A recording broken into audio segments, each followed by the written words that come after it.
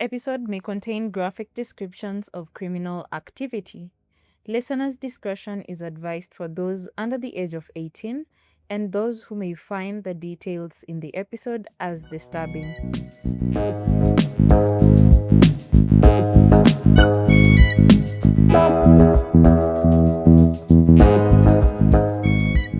Hello and welcome to this week's episode of Krime KE podcast. My good name is Ajuma and I am a human rights journalist from Kenya. Now this week we get into the story of Hezekiah Ochuka. Now last week I talked briefly about the death penalty in Kenya, and I wanted to tell this story this week because Hezekiah Ochuka was the last Kenyan to be executed under the death penalty. Now, this is the story of the 1982 attempted military coup, and it tells of how Ochuka was involved and how he became the last person to be executed.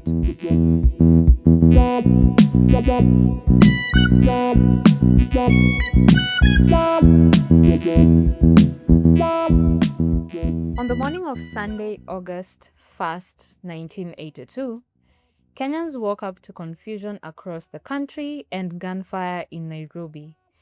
And this message on the national broadcaster at the time, Voice of Kenya. My dear countrymen, here is an announcement.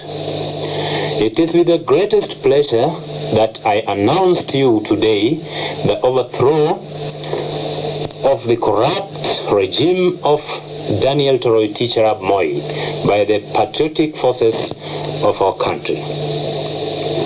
As I speak to you now, our country is fully and firmly under the control of our armed forces. Every care has been taken to make the revolution as bloodless as possible. Fellow Kenyans, over the past few years, this country has been shedding from an open to a closed, dictatorial, and inhuman society. The fundamental principles for which many of our people sacrificed their lives during the heroic struggle for independence have been compromised in the interest of a few greedy and irresponsible bandits.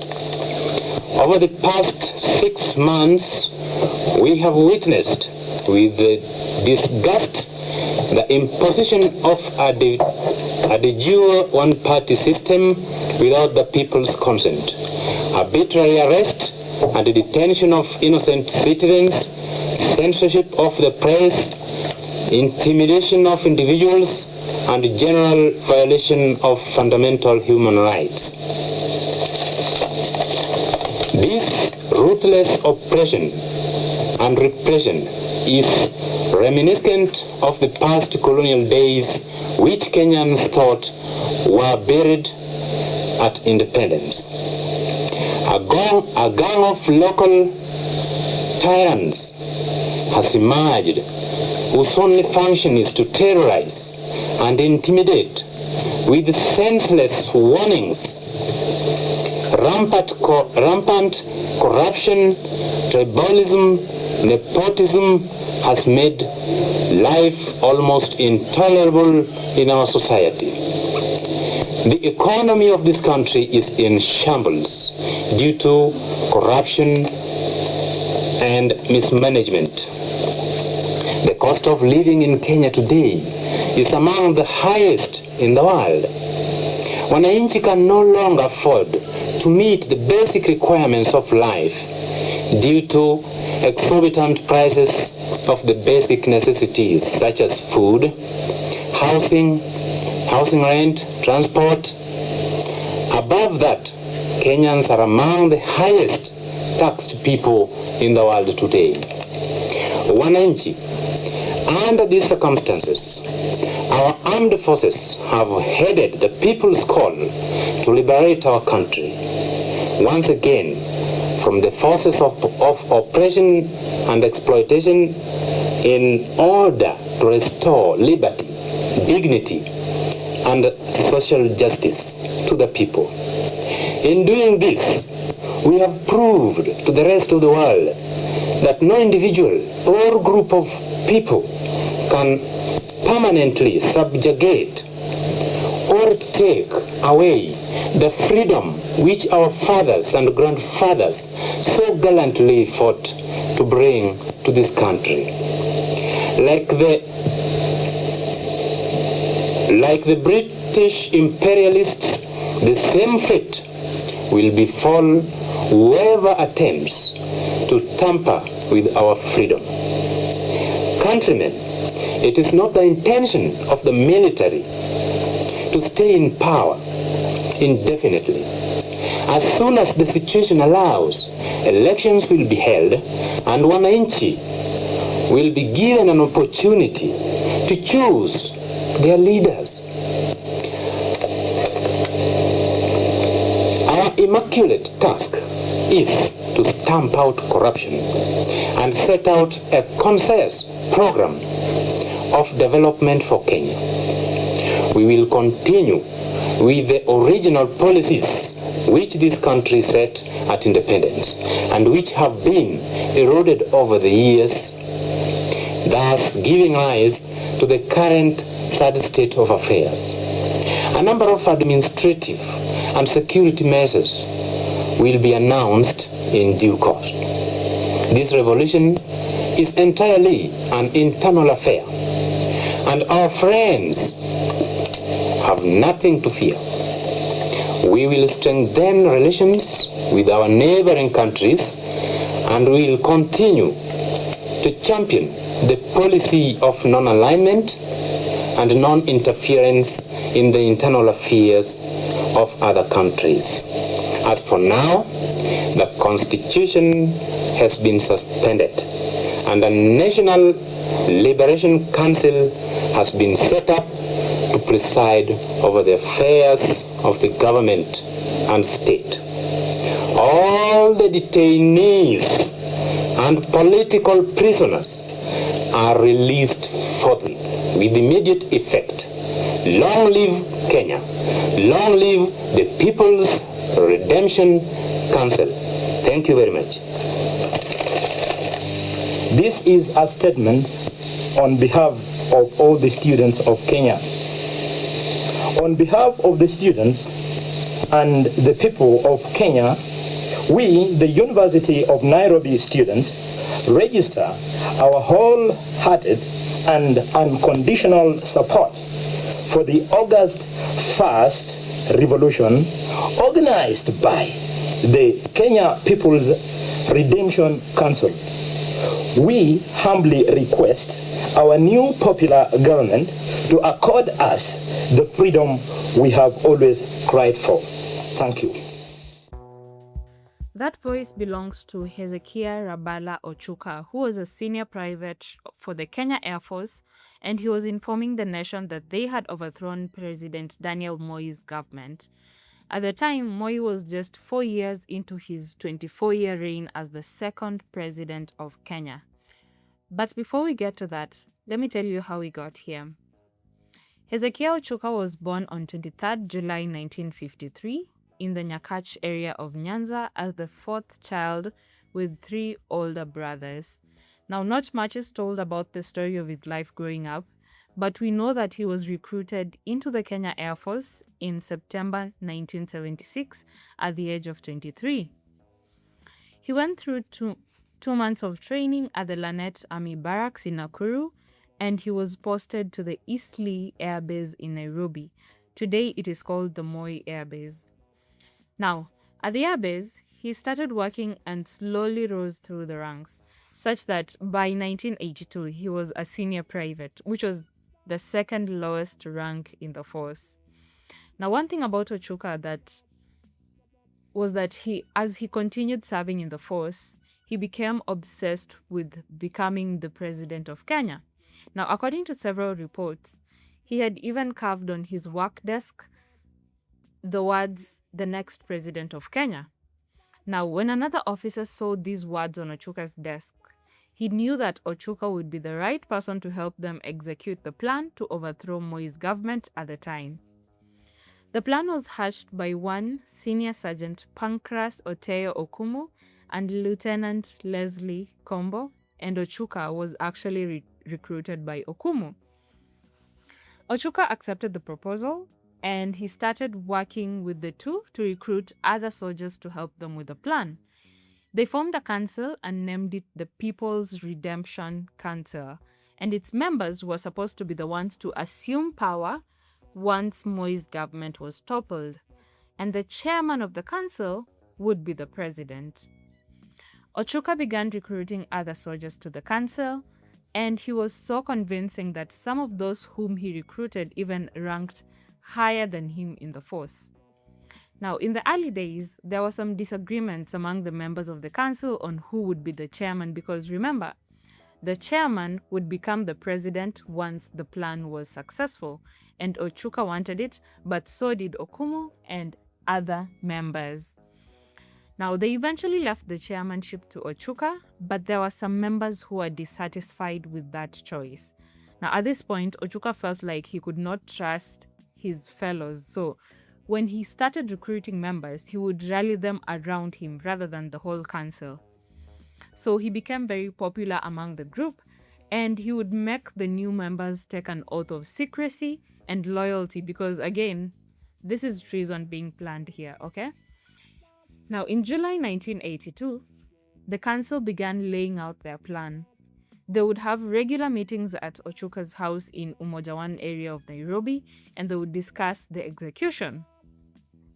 Ochuka told the council members that he had the support of Uganda, Tanzania, Sudan, and the Soviet Union, which would provide support to the rebel soldiers once they had overthrown the government. Now, the initial plan was for the council to take over on 3rd August when President Moi was out of the country. The president was scheduled to travel to Tripoli in Libya for an OAU meeting, which is the President Day African Union or AU. The OAU ended up cancelling this meeting because of a lack of quorum, so President Moi's trip to Libya was cancelled unexpectedly, and this threw the council's plans into a bit of confusion, and they had to figure out a plan B very fast. And that was when they settled on 1st August as the day of the execution. This date was also good for them because the previous day, which is July 31st, most of the military personnel traveled to the northern part of Kenya in Lodwar to take part in an event they called the War Games. Now, in my understanding, the War Games are like a drill of some sort where different army units would reenact a situation where the military has to defend the country against an enemy. So most of the soldiers were away all the way in Lodwar, and the soldiers in Ochuka's council knew that and they wanted to use it to their advantage. This was the best time because they would have less resistance from the rest of the soldiers who are not part of this redemption council.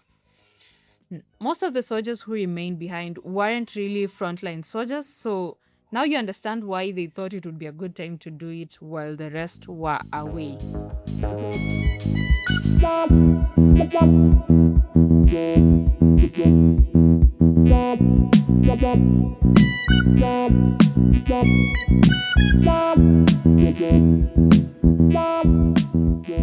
So at 3 a.m. on August 1st, the plan went into motion.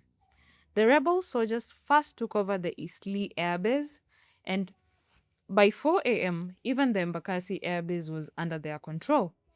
Ochuka had recruited soldiers at several military bases across the country, and they were following his orders to take over the bases fast. Now, once that was done, Ochuka assembled a group of his soldiers and they headed to Ngara, where the radio presenter Leonard Mambo Mbotela lived.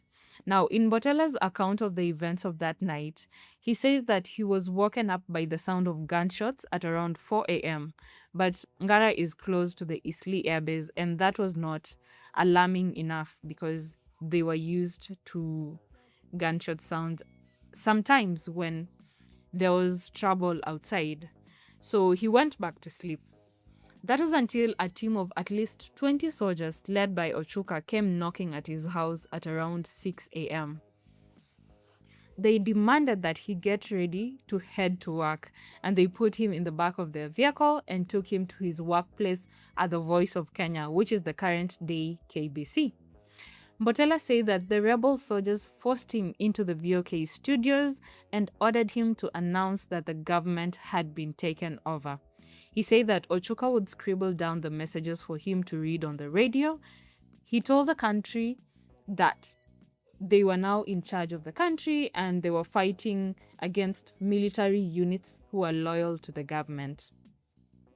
The message also told the country that the constitution had been suspended and everyone should stay at home, refrain from moving until further notice.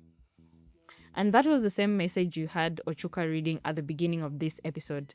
It was broadcast in both English and Kiswahili and repeated several times on the radio that day. Now, as this was going on, Ochuka had also ordered other soldiers to get jets from the Laikipia Air Base and bomb the State House in Nairobi and also bomb President Moi's home in Kabarak. Now, the pilots of the fighter jets made a last-minute decision to drop the bombs over Mount Kenya, and by this point, President Moi was already planning a counterattack to take back control of the country. By 10 a.m. that morning, the counterattack was already underway. President Moi appointed the Chief of General Staff, a man named Mahmoud Mohammed, to lead the team to take back the government from the rebels. General Mohammed assembled a team of up to 30 officers and they stormed the VOK studios and ambushed Ochuka's soldiers. Now, by the time they got there, Ochuka had already escaped and headed back to the Eastleigh Air Base. Rebel soldiers who were found inside the VOK studios were either captured or killed by Mohammed's team. They found Leonard Mambo Mbotela scared and captured inside the studio, and they again forced him to announce that President Moi was now back in power. Now, within a few hours, the military had already crushed the coup and taken back control of the government. According to Senior Sergeant Pancras Oteyo Okumu's testimony, this was the moment when confusion set in and they realized that their plan had failed, and now they started plotting an escape. The sergeant said that when he went to Eastleigh Air Base, he found Ochuka had helicopter gunships that he wanted to use to escape, but none of them knew how to fly a plane. So they took 2 pilots hostage and forced them to fly them out of the country. Now they successfully escaped very narrowly and they landed in Dar es Salaam, Tanzania. The attempted coup lasting only 6 hours. Now, in a lot of the source materials I used for this episode, Ochuka was referred to as the Kenyan president who ruled for only 6 hours. Even though the coup was short-lived, the effects were long-term. More than 100 soldiers and more than 200 civilians were killed, and even more were injured in the process. At least 30 women were raped, and a lot of Kenyans and foreigners who had businesses in Nairobi CBD lost money because their shops were looted that night by the soldiers. More than 300 Kenya Air Force soldiers were arrested and charged with taking part in the coup, but as this was happening, Ochuka was still on the run. Now, at around 6:30 p.m. on August 1st, President Moi addressed the nation for the first time, and he advised Kenyans to stay at home until the trouble was over. He imposed a curfew. He assured Kenyans that his government was still in charge and it would deal ruthlessly with those who attempted to overthrow it. There were roadblocks all over the country after that, and the government held those implicated in the coup and detained them incommunicado. President Moi disbanded the Kenya Air Force and General Mahmoud Mohammed was appointed the new head of the Air Force. Now, Mwalimu Julius Nyerere, the then president of Tanzania, offered Hezekiah and Pancras Oteyo Okumu protection for as long as he could, but this was straining relations between Kenya and Tanzania. Ochuka tried to seek political asylum in other countries, but none of them was willing to risk losing the good relationship they had with Kenya. So in late August, they were taken to court in Tanzania, and according to reporting by the New York Times, Pancras Okumu's testimony provided a first-hand account of the degree of disorganization surrounding the coup attempt, because some of the members who are recruited were the same people who actually snitched on them. Okumu identified Ochuka as the leader of the rebellion, and he even said that there were big people inside Moi's government who were on board with the coup. The two were eventually extradited back to Kenya in November of 1983, and here they were court-martialed at the Lang'ata barracks. The court-martial sentenced them to the death penalty for treason, and even Raila Odinga and Jaramogi Oginga Odinga were implicated during the testimony. They were said to have allegedly financed the organizers of the coup, and they were also charged with treason and put under house arrest. According to several reports, President Moi began having paranoia after the whole event, and his trust in the people around him really declined. Their death sentences were carried out on the 9th of July 10th, 1987. Some sources say 85, but it is 1987, at the Committee Maximum Security Prison, where Ochuka, together with at least five other accomplices, were hanged. And they were the last people actually executed under the death penalty in Kenya. The man who allegedly hanged Ochuka said that he met his death with composure and defiance. Now, in 2016, President Uhuru Kenyatta invoked Article 133 of the Constitution, called the power of mercy, which changed all death sentences to life imprisonment. And that is why all the death penalties issued today are most likely not followed through to death, but it is still offered under the Kenyan law as a penalty.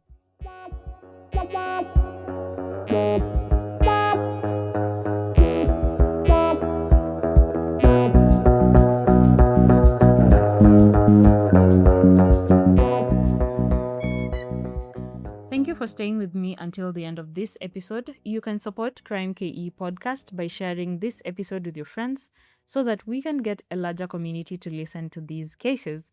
You can follow the podcast on Instagram at krime.ke, crime with a K. You can find me on Facebook at Ajuma Millicent for updates on the cases covered on the podcast.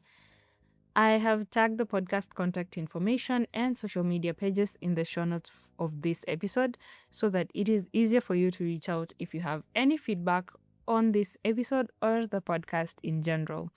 We also have a WhatsApp number which I have put in the show notes of this episode. You can send in voice notes, suggest cases, and give feedback. Don't forget to give the podcast a 5-star rating on Spotify and catch the next episode of Krime KE podcast on Thursday next week on the platform you're listening from right now. But until then, stay safe and remember, it is crime with a K.